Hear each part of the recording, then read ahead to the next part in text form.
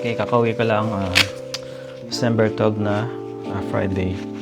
Kakauwi ko lang galing duty 12 hours. So 8 o'clock ng umaga hanggang 8 o'clock ng PM. And after that, dumiretso ko sa Christmas party ng aming department. So ayan, ngayon may na-receive akong mga regalo. So una ko na-receive itong egg tart. Ayan, this one. Kala ko kandila. Ayan, egg tart. Bigay sa akin hindi ko alam eh. Nagbigay sa akin ito si Ate Goldie, yung katrabaho ko. And then, yung pangalawa, ang saya-saya. Toothbrush, electric brush. Amazing. So, ayan. Tonto ako dito sa regalo na to. Kasi muntikan na akong bumili ng electric toothbrush ng mga nakarang araw. Kaya pala, hirap na hirap ako makabili sa Carousel. Panay cancel ng mga seller. Yun pala, makakareceive ako ng ganitong gift. Ayan, sulit. Unbox natin. Excited na ako ng ano. Pero kakaiba to, hindi siya rotating head. Siya yung normal. Pero alam ko nagbabibrate siya ng pag ganyan. Papakita ko sa inyo. Mukhang exciting. Mahal din to Kasi yung gift namin is worth minimum of $30. Yan siya. Tadaan! Ang cute. Excited na akong gamitin to. Promise. Yan. Tapos meron siyang USB-C cord para sa charging. Ang cute. Amazing. Smile more. Yan, mga track yan. Promise gagamitin ko yan. Tapos, abang na ito, may dumating na parcel from China. In-order ko to sa Taobao. Kasi, in-order ako ng 2 gunting para sa aking paggugupit. So, ayan.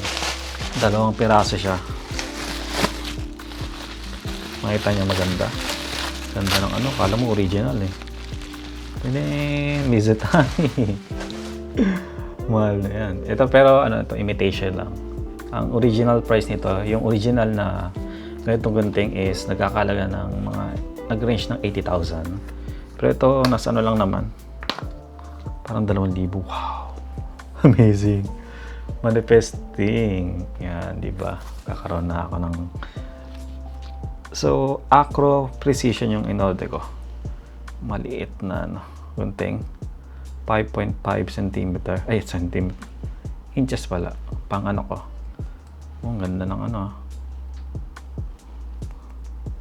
Gaganon ko na siya. Para mas madali akong precision cutting.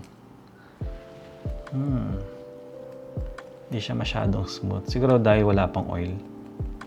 Excited na akong gamit. Uy, nagaganito ko na siya. Tapos nagaganito. Mas madali na. Dahil dito sa notch na to. Tapos isang malaking gunting. Mura lang din naman to. Mizutani din. May magalit dyan. Bibili ako ng mga fake. Pero wala tayong budget eh. Ano tayo, normal lang. Ayun pack. Ganda.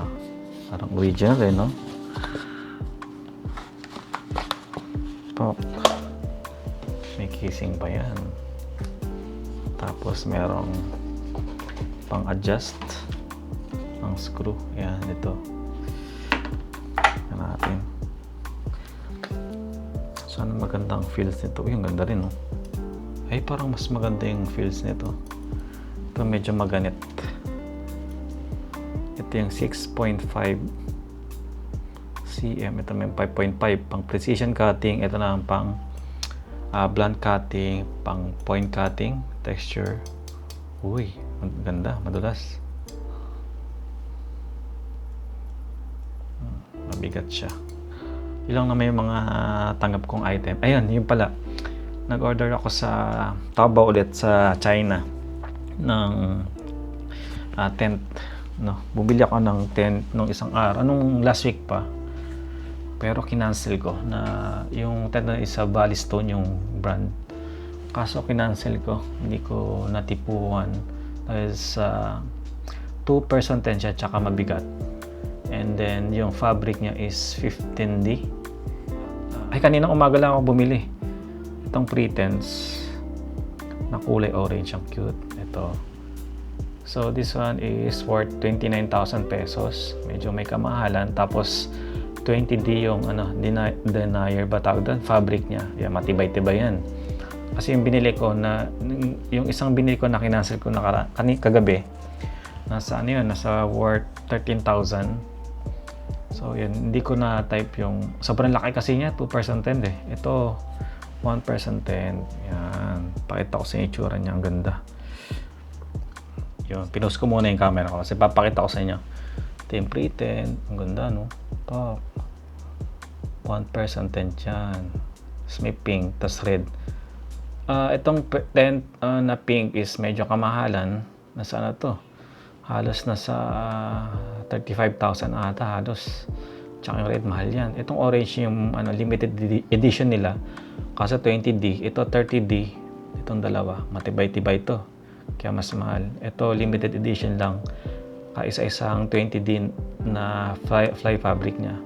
Kinontak ko yung seller na ganun nga, limited edition siya. Ganda, di ba? Excited na akong gamitin to. Mabilis siyang na-deliver sa warehouse. Pag nadala sa warehouse sa China, mababayad ako ng parang tax para dalhin dito.